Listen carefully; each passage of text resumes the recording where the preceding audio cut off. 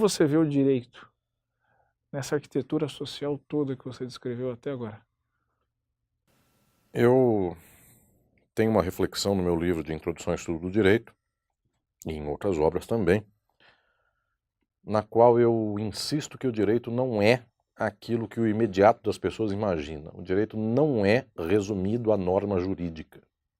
E toda a formação jurídica, basicamente, trata o direito como norma.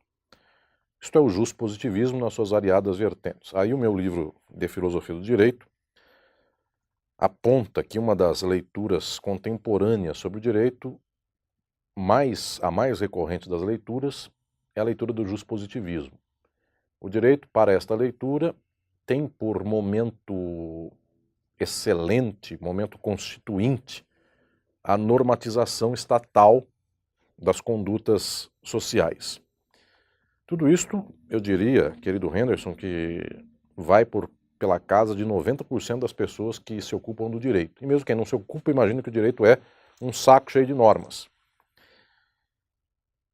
A minha reflexão teórica é toda ao contrário disso.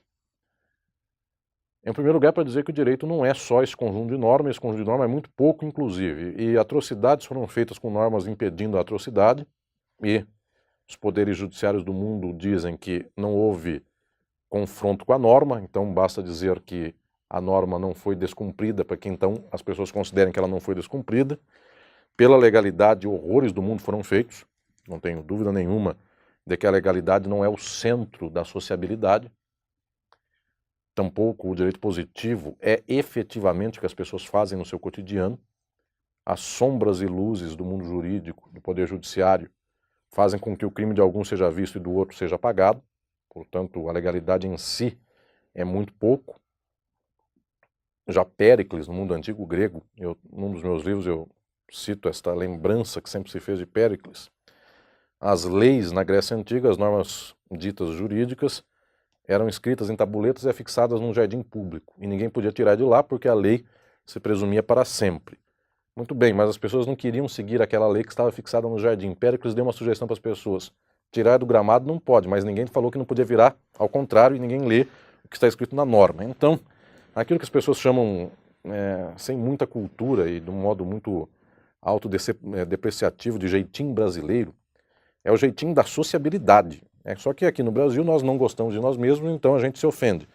Mas é o jeitinho norte-americano, estadunidense, é o jeitinho francês, é o jeitinho japonês, todo mundo tem um jeitinho. O que eu quero dizer com isso é que a normatividade não é centro da sociedade. Só que para o jurista, na média, no seu pensamento filosófico, é o centro. Pouca gente fala diferentemente disso. Eu digo no meu livro Filosofia do Direito que se há uma leitura majoritária justpositivista, há uma outra bem melhor que esta, mas ainda não é o alto da reflexão filosófica, mas é bem melhor que a primeira, que é a leitura não justpositivista, que eu chamo inclusive pelo plural, leituras não justpositivistas, porque eu estou aqui agrupando simplesmente quem não é justpositivista e quem não chegou nesse alto de reflexão. Qualquer um que nem chegou ao alto também não está embaixo, eu agrupei nesse caminho dito de não justpositivismos. E aqui vai Heidegger, aqui vai o próprio Nietzsche, se eu quiser voltar ao século XIX. Nietzsche não considerava que esta ordem do mundo jurídica fosse muito justa, muito apropriada ou correta.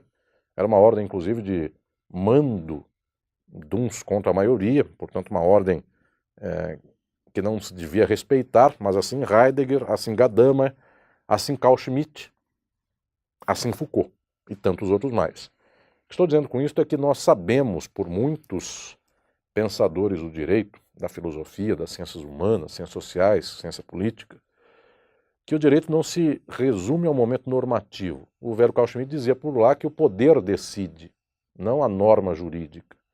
Então, aquilo que foi regra por muito tempo, competência do presidente da República, respeito ao mandato presidencial, chega um golpe militar e acaba com tudo isso no Brasil em 1964. Ou seja, até onde vai a norma jurídica da Constituição de 46 dizendo da competência presidencial? Vai até o momento em que alguém não quer mais e ele tem uma arma na mão.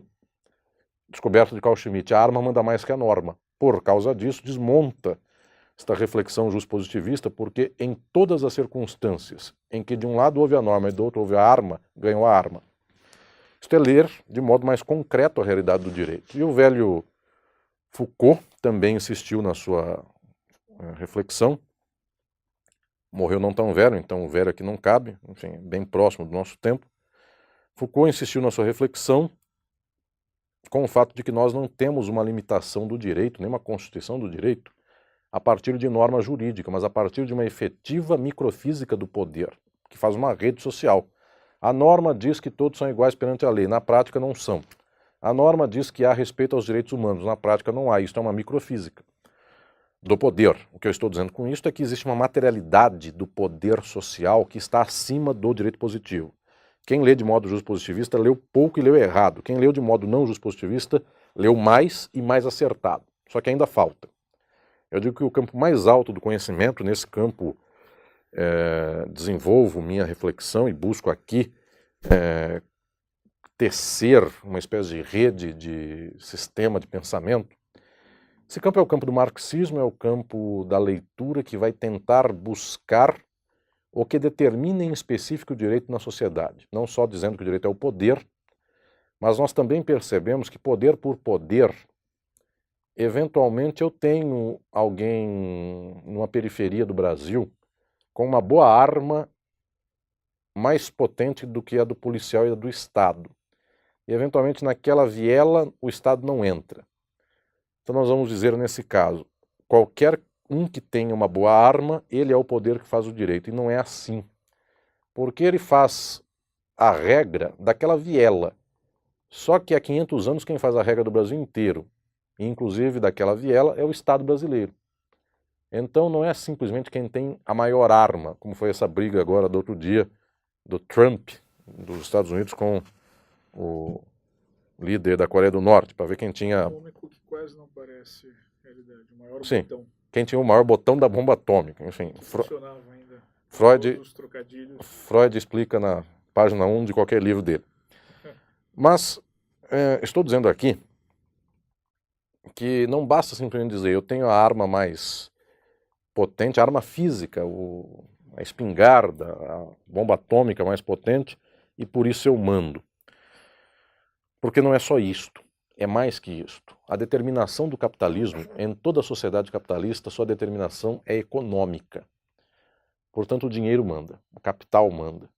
E aquele que tem um capital pode ter vindo na sua história das piores formas possíveis. Ele lava a sua história e ele é um empresário. Até porque quem é 400 no Brasil, há 400 anos estava roubando essa terra do índio.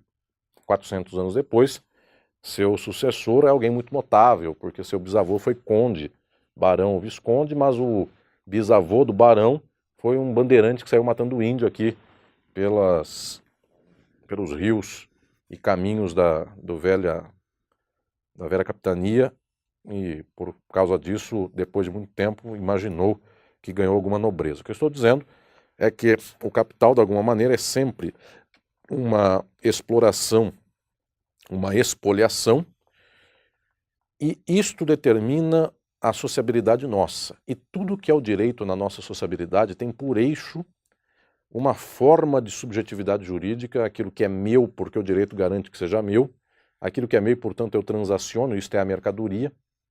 Esta roupa chegou a mim porque eu comprei, as coisas chegam às pessoas porque elas compram, e se elas não têm dinheiro, elas não têm, não compram aquele objeto, de tal sorte que a estruturação mais funda do direito, é como se nós falássemos, o que é o átomo do direito não é a norma, nem tampouco é o poder, se nós tomarmos o poder de modo genérico. O poder já é algo mais acertado, mais falta, isso não é a determinação do que é direito. Portanto, o caminho mais alto de reflexão jurídica, eu digo lá no livro Filosofia do Direito, no livro de Introdução ao Estudo do Direito, que esse caminho é o caminho da chamada filosofia do direito crítica. Aqui estão as tradições críticas que vão tentar entender como funciona a sociabilidade do capitalismo. Pachucanes, este enorme cientista do direito do século XX, é um exemplo, talvez maior, é o maior exemplo de quem chegou a esta identidade da forma do direito como forma de subjetividade jurídica. O direito não é uma norma, o direito é o fato de que eu tenho. E eu mobilizo as relações sociais exatamente a partir do plano de que eu tenho por direito. Então alguém trabalha para alguém porque fez contrato. É diferente da escravidão. No escravagismo, alguém era compulsoriamente levado, era escravizado à força, era alguém compulsoriamente levado a trabalhar para outrem. No capitalismo, esse alguém trabalha para outrem, mas ele vai a este local onde está a outra pessoa e ele declara, quero trabalhar para esta pessoa, e a outra declara, pago-lhe X. Ou seja, a exploração é contratual. Esta identidade de todos com todos no capitalismo, que é uma equivalência de todos, todos passam a ser iguais perante a lei, qualquer um pode explorar qualquer um e qualquer um pode trabalhar para qualquer um. É também a identidade das pessoas com as coisas. Eu posso comprar qualquer coisa porque o dinheiro permite comprar qualquer coisa e tudo é monetizado. Então as pessoas podem comprar água, podem comprar casa, podem comprar todas as casas de uma cidade, ainda que o resto não tenha casa. O capitalismo permite exatamente isso. E assim é o capitalismo em toda a humanidade. De tal modo que o direito é uma forma de subjetividade jurídica que advém, aqui por derivação, de uma forma mercantil. Onde tudo é comprado, as pessoas são sujeitos de direito. Não há outro mecanismo de vida social a não ser fazer com que as pessoas se vendam e comprem e vendam, porque esse é o mundo da mercadoria. A descoberta central de uma filosofia do direito crítica é que o direito é uma forma do capitalismo, basicamente. De tal modo que nós vimos revoluções acontecendo, eu falei do golpe de 64 no Brasil, houve outros. Todos eles tiram o presidente da República, põem outro. Prendem alguém, soltam alguém. Tudo isso é um golpe de Estado, tudo isso muda a política. Mas venhamos a perceber, todos esses câmbios, todas essas transformações, elas basicamente mantêm em todo lugar o capital na mão do capitalista. É mais fácil trocar um presidente da República do que trocar o capital do capitalista e dar para o povo. Ou seja, a política é derivada do capital e não a constituinte da lógica capitalista. O capitalismo gera o Estado e gera o direito, e não o direito e o Estado geram o capitalismo. Não é um jogo de via reversa. Claro, capitalismo só é capitalismo porque tem Estado e porque tem direito. Mas não foi a política de cargo, de investimento, de competência, não foi o rei que fez o capitalismo. Foi o capitalismo que fez reis e fez presidentes da República. Foi o capitalismo que fez as normas jurídicas. E as normas jurídicas foram feitas para o capitalismo. Ou seja, tudo bem que seja aqui um processo que fecha um círculo, mas ele tem uma determinante. Essa determinante é o capital. Tudo isso é um pouco desta minha reflexão, e a reflexão notável do próprio marxismo e das filosofias críticas desde o século XIX até o século XXI, para buscar captar na sua determinação última qual é a verdade do direito. Eu concordo, querido Henderson, que pensadores como o próprio Carl Schmitt, como Michel Foucault, como Hans-Georg Gadamer, quando vai dizer que não há juiz imparcial, nem jurista imparcial, nós só interpretamos a partir do preconceito, porque não tem nenhum ser humano existente na face da Terra que não tenha sido constituído com suas concepções, pai, mãe, vizinho, escola. As pessoas só são o que são porque tem um poço de concepções e elas vão se orientando a partir daí. E Gadamer vai ensinar isto, eu falo lá no livro Filosofia do Direito, vai ensinar que a hermenêutica não é subsunção, não é norma, fato concreto e a partir daí a subsunção de uma sentença judicial. Quando qualquer pessoa se depara com qualquer caso, ele já é um poço de preconceito, ele já sabe quem vai ser o condenado de sempre e quem vai ser o liberto de sempre. Ele já é racista, ele já sabe que o pobre vai para a cadeia e o rico não vai. Isso vai constituindo uma certa estrutura do preconceito. Estou dizendo que gente como Schmitt, Gadamer, Foucault, ao dizer do poder, do preconceito, da hermenêutica que não é legalidade, eles estão corretos na sua afirmação. Eles estão certos. Não é o justpositivismo que imagina que o direito é lei e a lei sempre imperará. Não é nada nesse sentido. Estão corretos ao dizer que o direito é alguma manifestação de poder ou de formação de subjetividade no nível do preconceito. Só que a leitura mais alta, esse grande campo que eu chamo de leitura crítica, complementa esta generalidade do poder com a sua especificidade histórica e social. Este poder não é também qualquer poder, não é só da arma ou poder do meu preconceito. Este preconceito tem que ser funcional ao capital, e nós vejamos que o preconceito racial é do branco contra o negro, porque o capital é branco. O preconceito de gênero patriarcal é do homem contra a mulher, porque o capital é do homem, na sua forja na Europa a partir do século XV, em especial a partir da Revolução Industrial. Ou seja, as formas do poder basicamente se assentam nas formas do capital e se assentam no interesse do capital. Então não é errado dizer que o direito é uma forma de poder, é até certo, só que não é completo. Quando eu dou aula para os meus alunos na USP, eles têm comigo uma imagem que eu digo que o justpositivismo, isso está também nos meus livros, ele é errado filosoficamente. Quando eu digo que o direito é norma, eu estou contando uma história que não é. Um juiz não julga pela norma, ele julga por uma série de dispositivos da sua formação psíquica e dos interesses sociais em jogo, depois ele encontra uma norma. Não foi ele a norma e depois o auto processual. Já vem uma decisão prévia. Antes que, ainda que não seja uma decisão, mas já vem um lado prévio no mundo. E ele é o lado do Estado. O lado do Estado, de alguma maneira, é o lado da forma do poder. Muito bem, o justpositivismo é incompleto. O não justpositivismo que proponho aqui já é certo. O não justpositivismo é errado. O justpositivismo é errado. O não justpositivismo é certo, embora incompleto. A leitura filosófica crítica é quem chega no auge desta determinação do que somos na sociedade. Tudo isto me faz aqui lembrar a quem nos vê que uma leitura científica do direito, ela não remanesce a fonte do senso comum. Para a maioria da gente, o direito é a norma, até hoje. E para a maioria dos juristas, o direito é a norma. E, infelizmente, é preciso avançar porque opera o direito enquanto ciência mais ou menos do mesmo nível que as ciências da natureza quando quiseram descobrir coisas como o Sol está parado e a Terra que gira em torno dele, não o contrário, a Terra parada e o Sol gira em torno dela. É anti-intuitivo alguém qualquer da vida, qualquer um de nós, que estamos parados e nós não sentimos a Terra se mexer nesse segundo, é anti-intuitivo dizer que é a Terra que gira em torno do Sol, mas é uma verdade científica.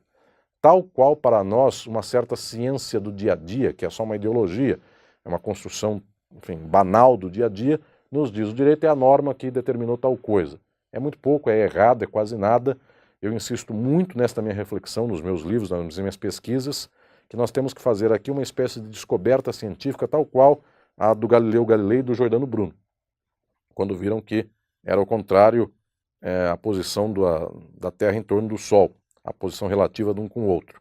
A mesma coisa com o direito, nós precisamos romper com este modo ideológico e banal de leitura justpositivista do direito. Não é que nós estejamos fazendo isso agora, isso já tem uma longa história, mas é que o nosso tempo precisa avançar neste conhecimento científico. Se não é assim, nós estamos sempre apostando errado. E eu tenho uma razão pela qual insisto neste avanço de reflexão sobre o direito. É porque se nós não entendermos muito bem como é que o direito funciona, nós vamos agir mal no mundo. E o que é agir mal no mundo? Se nós acharmos que o direito é norma, qual é o sonho do mundo transformado? É um mundo com uma norma boa. E norma boa já há um punhado delas. Por exemplo, proíbem a tortura. Há muitas normas pelo mundo, jurídicas, que proíbem a tortura. Nós viramos as costas e a tortura continua. Ou seja, se nós não avançarmos cientificamente, filosoficamente, para entender o que determina o direito, nós teremos um diagnóstico falho sobre o direito na sociedade. E ao ter um diagnóstico falho, nós vamos estar aqui, nesse momento, nós vamos corrigir um problema mal diagnosticado, dando um remédio que não trata esta doença. Portanto, nós vamos gastar energia enorme para fazer uma Constituição de 88 que declara uma democracia. Para 30 anos depois, essa Constituição chegar à ruína, sendo que nesses 30 anos, parcialmente, ela conseguiu apenas lograr algum êxito. Nós estamos lidando com o eixo errado de análise. Ao invés de nós lutarmos pelo empoderamento social, pela transformação social, pela disputa do poder, nós disputamos declaração normativa. Lavamos as mãos, passa um tempo, a declaração normativa é rasgada e o poder volta a ser declaradamente aquilo que ele sempre foi, um poder do capital e um poder dos donos do mundo. Alisson, considerando que o direito sempre chega tarde, as ciências duras, quando elas conheceram o positivismo, foi um grande salto científico para as ciências duras. Esse salto científico permitiu um outro salto ainda maior, quando elas entram no que nós chamamos de período contemporâneo da ciência, que aí causou a crise epistemológica dessas ciências duras, a ponto de você começa a relativizar conceitos que eram absolutos, porque o mundo é mais complexo do que realmente as ciências então conseguiam mensurar. E elas se organizam de diversas maneiras, se recombinam, reconhecem quais são os seus limites, né, quais são as suas incertezas. E isso constitui a nova epistemologia dessas ciências duras. O direito chega tão tarde que o positivismo no direito não permitiu nenhum avanço para o direito. De repente, algumas tragédias acontecem que demonstram a crise desse positivismo no direito. Então não houve uma revolução que permitiu uma descoberta e a qual esse direito está se rearranjando. Então, enquanto nas ciências duras a crise do positivismo foi por um avanço e elas estão se rearranjando para desenvolver novas metodologias, novas compreensões epistemológicas, no direito é ao contrário, é um tropeço que está levando a outro tropeço, outro tropeço. Quando é o tombo do direito? E quando que o direito se reergue? O direito, quando constrói o seu castelo juspositivista a partir do século XIX, o século XX é o auge disso com Kelsen, mas não é originário do século XX, isso já vem do século XIX, vem dos tempos da codificação de Napoleão, vem dos tempos da própria escola histórica, disputando um outro modelo de estruturação jurídica, mas o modelo francês de normatividade sistemática. Tudo isto não foi um ganho de ciência como as pessoas imaginam. O grande ganho de verdade de ciência é o fato de que a revolução na virada do século XVIII para o XIX foi altamente incompleta.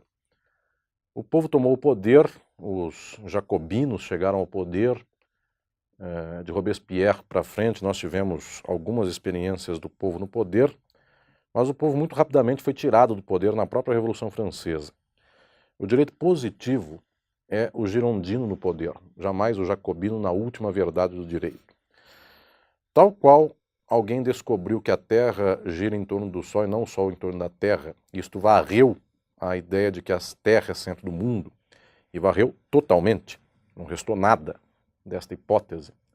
Nós também deveríamos, para postular a ciência, dizer que o direito é uma forma do capital, de tal sorte que ele tem que ser varrido como o capital tem que ser varrido.